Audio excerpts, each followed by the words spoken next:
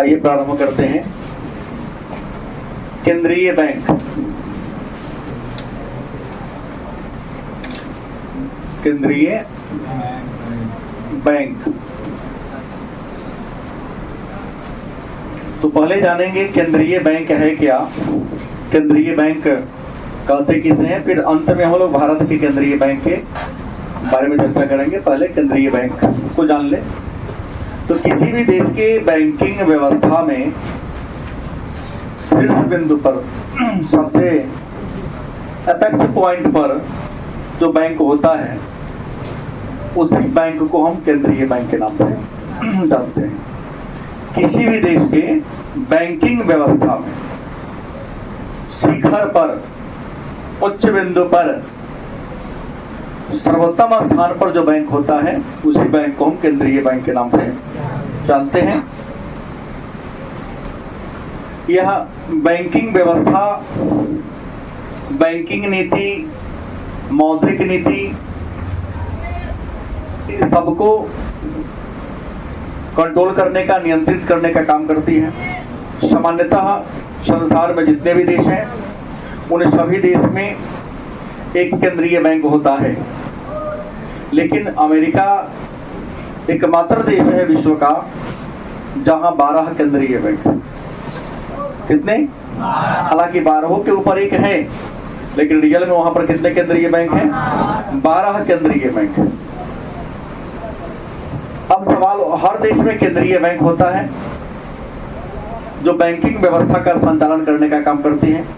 और संसार में केंद्रीय बैंक की स्थापना करने वाला जो पहला देश है, केंद्रीय बैंक को स्थापित करने वाला संसार का जो पहला देश है, उस देश का नाम है ब्रिटेन। और ब्रिटेन के केंद्रीय बैंक का नाम है बैंक ऑफ इंग्लैंड, जिसकी स्थापना 1694 ईस्वी में हुई थी। भारत के केंद्रीय बैंक का नाम आरबीआई है।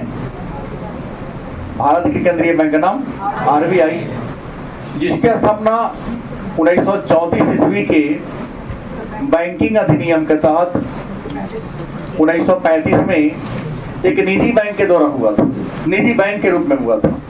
और 1949 ईस्वी में आरबीआई का क्या किया गया था? राष्ट्रीयकरण किया गया था। तो ये बाद में, आरबीआई तो विशेष बाद में देखेंगे, लेकिन पहले केंद्रीय बैंक क्या है।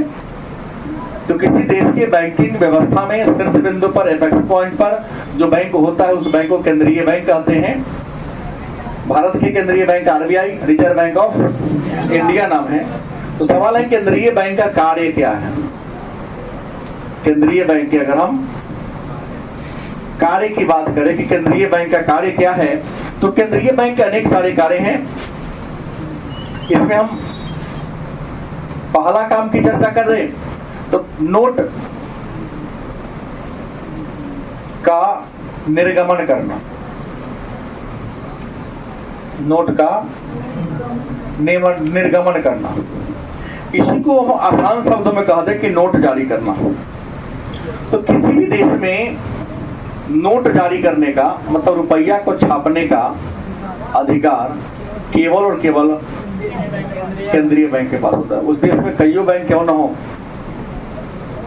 कितना भी बैंक क्यों ना हो, लेकिन मुद्रा जारी करने का, नोट छापने का अधिकार केवल और केवल मन में होगा। अनेक बैंक होते हुए भी केंद्रीय बैंक को ही या केवल एक ही बैंक को नोट जारी करने का अधिकार क्यों दिया जाता है? तो मुद्रा व्यवस्था में एकरूपता बनी रहे, क्योंकि 10 को कम बैंक नोट जारी करेगी तो नोट में विश्वसनीयता जनता की क्या हो जाएगी? कम हो जाएगी। उसके रूप प्रारूप में चेंजिंग, बदलाव होने का भय रहेगा। तो नोट में एकरूपता बनी रहे, किसी भी प्रकार की गड़बड़ी न हो, लोगों का विश्वास मुद्रा पर बनी रहे। इन्हीं सब कारणों से हर देश में नोट जारी करने का पावर केवल और केवल केंद्रीय बैंक को सौंपा जाता है या केंद्रीय बैंक को दिया जाता है। तो पहला काम क्या है? नोट जारी करना। तो एक प्रश्न आपके मन में उठा ना कि केंद्रीय बैंक ही नोट जारी क्यों करती? क्या जी? केंद्रीय बैंक ही नोट जारी क्यों करती है, अन्य बैंक क्यों नहीं? तो केंद्रीय बैंक नोट जारी करने के बीच में तर्क दिया, क्या तर्क दिया कि मुद्रा व्यवस्था में एक रूपता रहती है, मुद्रा पर नियंत्रण करने में सरलता होती है, उसकी मांग और पूर्ति के अनुसार एडजस्ट किया जा सकता है, और मुद्रा में जनता का भरोसा को बढ़ाया। अगर अलग अलग डिजाइन में अलग अलग प्रकार का मुद्रा हो तो कई बार खिलौना वाला मुद्रा, डुप्लीकेट मुद्रा और ओरिजिनल मुद्रा में अंतर। तो इन्हीं कारणों से केवल और केवल केंद्रीय बैंक को ही नोट जारी करने का पावर मिलता है। दूसरा है सरकार का बैंकर, एजेंट और वित्तीय परामर्शदाता। केंद्रीय बैंक का दूसरा काम क्या है? सरकार का बैंकर, उसके बाद एजेंट व वित्तीय परामर्शदाता। मतलब केंद्रीय बैंक का दूसरा काम क्या है? तो केंद्रीय बैंक सरकार का क्या है? बैंकर है। अब कहेंगे बैंकर किसे कहते हैं? तो बैंकर का काम ये होता है कि सरकार के सभी लेन देन का, कहां से कितना रुपया आया, कहां कितना रुपया गया, तो सभी लेन देन का हिसाब जो करता उसी को क्या कहते हैं? बैंकर। सरकार को ने किस खाता में कितना भुगतान किया, किस व्यक्ति को कितना दिया और कितना सरकार याद रखेगी, तो सबका हिसाब किताब रखना, कोना देश से कितना कर्जा लिया है, किसको कितना ब्याज देना होता है, इन सबका हिसाब किताब रखना।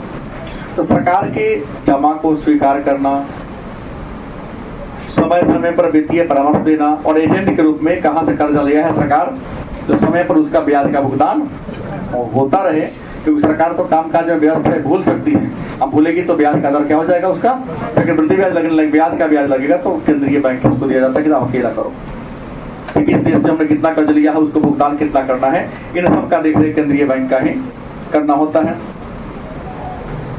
सरकार को समय पड़ने पर क्या उधार भी कई बार दे देती है। तीसरा काम है इसका केंद्रीय बैंक का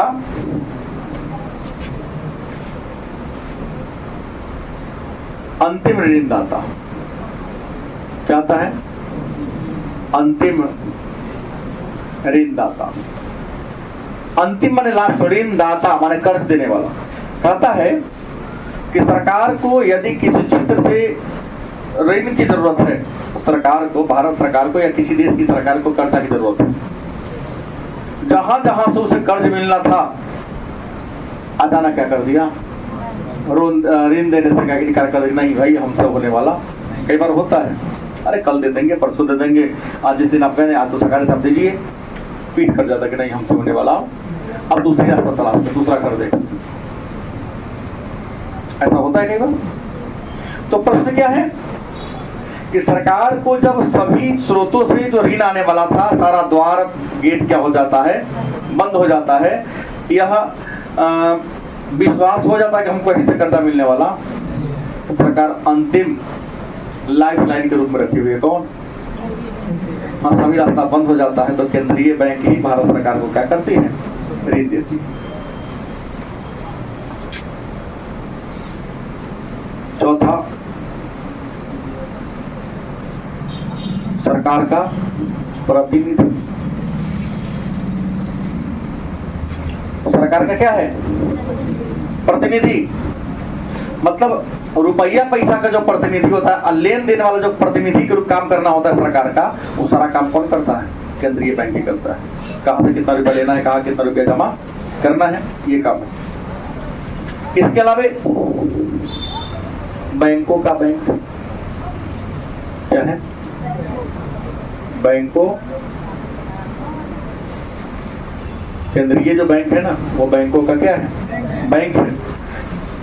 बैंकों का बैंक कहने का मतलब है कि देश में जितने भी व्यापारिक बैंक होते हैं, सहकारी बैंक होते हैं या अन्य प्रकार के बैंक होते, कोऑपरेटिव सोसाइटी होते हैं, उन्हें सभी को लाइसेंस देना, उन पर नियंत्रण बनाए रखना, उसके संचालन और परिचालन के लिए नीति का निर्माण करना किसका काम होता है? केंद्रीय बैंक का ही काम होता है। इसके अलावा विदेशी विनिमय कोष का संरक्षक है। विदेशी विनिमय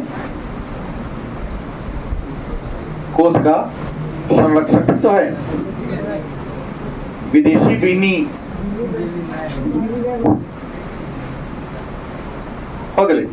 विदेशी विनिमय कोष का। सरकार विदेशों से जो विनिमय करती है, अदला बदली करती है, सामान खरीदती है, तो हमको पैसा देना पड़ेगा। कोई विदेशी हमारे यहाँ सामान बेचने आता है नहीं, या घूमने आता है, तो जो रुपया का जो एक्सचेंज होता है, अदला बदली होता है, यह काम कौन करता है? केंद्रीय बैंक ही करता है, क्योंकि विदेशी मुद्रा भंडार को एकत्रित करने का काम केंद्रीय बैंक को। इसके अलावा समाशोधन गृह के रूप में काम करती है। अन्य काम इसका क्या है? क्षमा शोधन गृह। 2 नंबर में कादर पूछा गया है कि केंद्रीय बैंक समाशोधन गृह के रूप में किस काम को करती है? समाशोधन गृह के रूप में काम ये करती है जैसे हम लोग आरटीजीएस करते हैं, एनईएफटी करते हैं ना।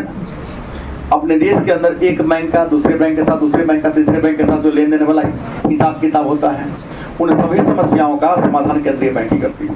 जैसे आरटीजीएस हम करते हैं, तो पैसा तो रखे आप कोना बैंक में, सेंट्रल बैंक में भेजना है, स्टेट बैंक में। सेंट्रल बैंक से आपने क्या कर दिया? आरटीजीएस कर दिया। तो आरटीजीएस वाला रुपया आता है कहाँ? मैसेज आता है आरबीआई में, और आरबीआई उस खाता में से उसके खाता में ट्रांसफर कर देती है, क्योंकि तो डिजिट में गया, पैसा तो नहीं गया। तो हर बैंक जब खुलती है ना, तो कुछ अपना सिक्योरिटी मनी आरबीआई के पास जमा करना होता है, तो उसी में उसका वही पैसा में 100 रुपया काट के हाथ में उस बैंक के खाता में क्या कर दिया? जोड़ दिया।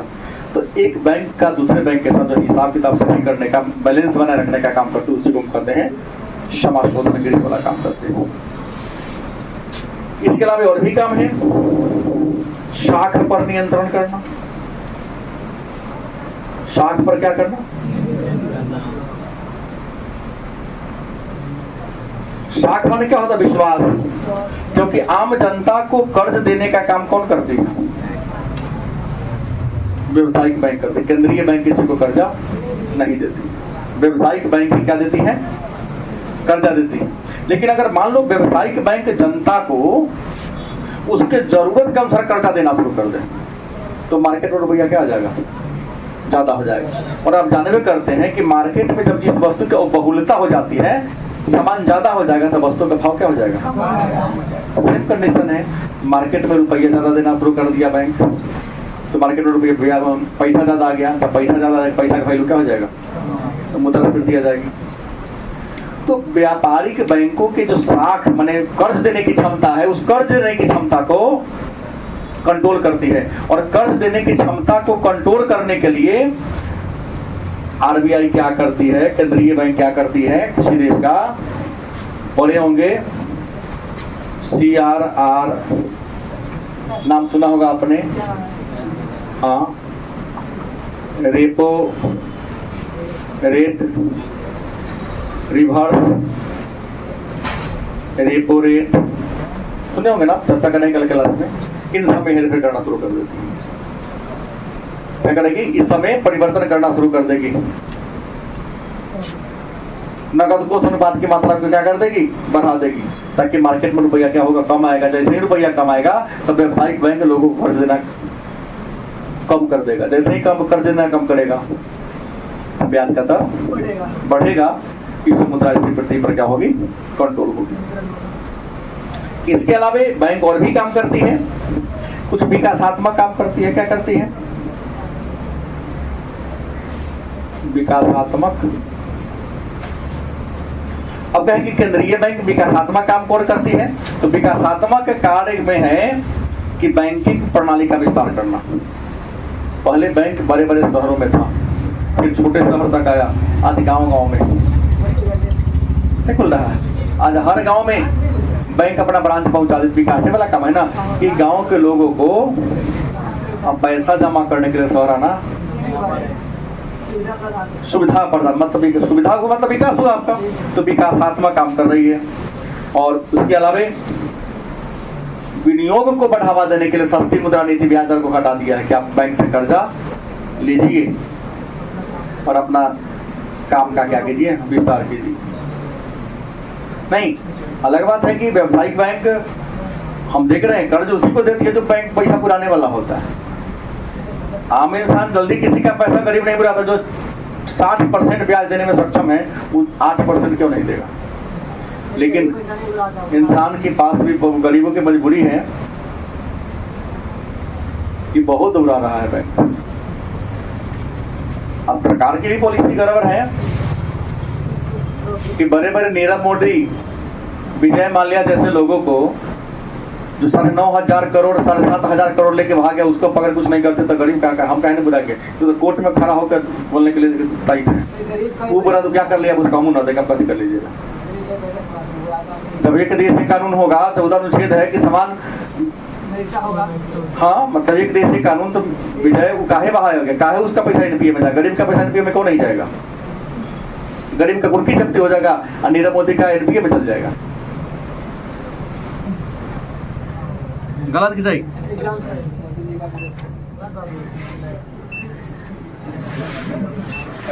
मोदी जी कठिनाई कर दी इसलिए नहीं, हिनाई नहीं कि सही बोले हैं। हम लोग जनता है, सबको होना चाहिए, तो विकासात्मक काम करती है। इसके अलावा अंतरराष्ट्रीय वित्तीय संस्था से, अंतरराष्ट्रीय वित्तीय संस्था से क्या करते संबंध जोड़ती है। अंतरराष्ट्रीय वित्तीय संस्था कौन है? जैसे विश्व बैंक है, अंतरराष्ट्रीय मुद्रा कोष है, क्या थी?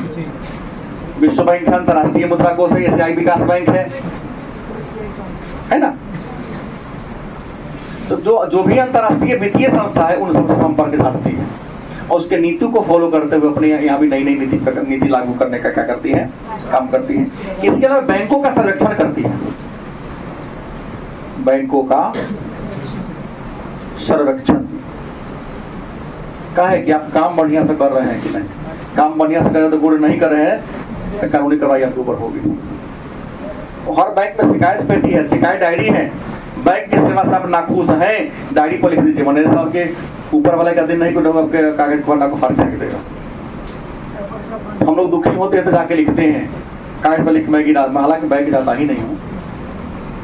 तो सरकार ने अच्छी व्यवस्था कर दिया है, मोबाइल में बैंक हो गया है तो ब्रांच में जाने की जरूरत क्या है। बस आप लोग मोबाइल में भेज देते, हम किसी संभाली मोबाइल से बात भेज देते। सरकार पूरी देख रही कहाँ कहाँ रुपया कहाँ का रख रहे हुए हैं। अगर आप ईमानदार हैं तो सरकार आपको सब देख रही है।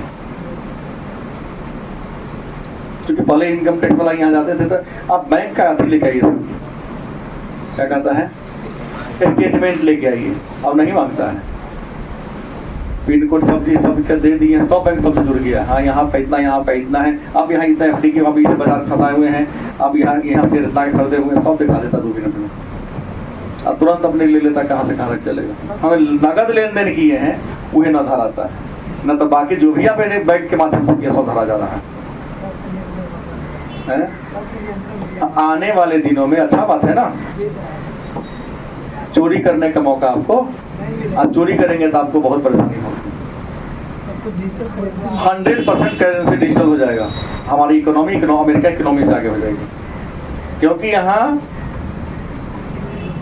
करोड़पति भी खेना उड़ के चलते हैं। फाटल पुराना, जितना करोड़पति से फाटल पुराना पड़ेगा, गरीब आदमी देखता है खैले पहले निमन चीज होगी, देख रहा है, दिखाता है कि हम गरीब थे। अब पल झाड़ेगा तो 20 रुपया निकलेगा, अभी पल में से नहीं गलती दिखाता कि सर फाटल पैंट है, गरीब आदमी। बैंकों का क्या करता है, सर्वेक्षण करती है कौन? केंद्रीय बैंक। उसके बाद विकास गोष्ठी लगाती है। विकास गोष्ठी का मतलब अर्थव्यवस्था का विकास कैसे होगा, इकोनॉमी का विकास कैसे होगा, बैंकिंग व्यवस्था में सुधार कैसे होगा। व्यापारिक बैंकों ने जनता के लिए कौन कौन से किया है, तो कहीं कहीं सभा सेमिनार बुला करके आम जनता को क्या करती है, जागृति पैदा करती है कि व्यावसायिक बैंक ये क्या है। तो ये हमने पढ़ा, व्यावसायिक बैंक के क्या पढ़ा है, कार्य पढ़ा है। अगर 5 अंक का प्रश्न होगा सॉरी केंद्रीय बैंक किसे कहते हैं, उसके कार्यों को लिखें। तो किसी भी देश के बैंकिंग व्यवस्था के शीर्ष बिंदु पर जो बैंक होता है उसी को हम केंद्रीय बैंक कहते हैं। भारत के केंद्रीय बैंक का नाम आरबीआई है और केंद्रीय बैंक के प्रमुख कार्य निम्नलिखित हैं। हमने 6-7-8 को पॉइंट बताया आपको, सारे पॉइंट के लिखे 5 नंबर आपको क्या होगा मिल जाएगा। अब इसमें साख नियंत्रण के लिए केंद्रीय बैंक क्या काम करती है इसके बारे में चर्चा मंडे की क्लास में करेंगे, क्योंकि भी टेस्ट होगा।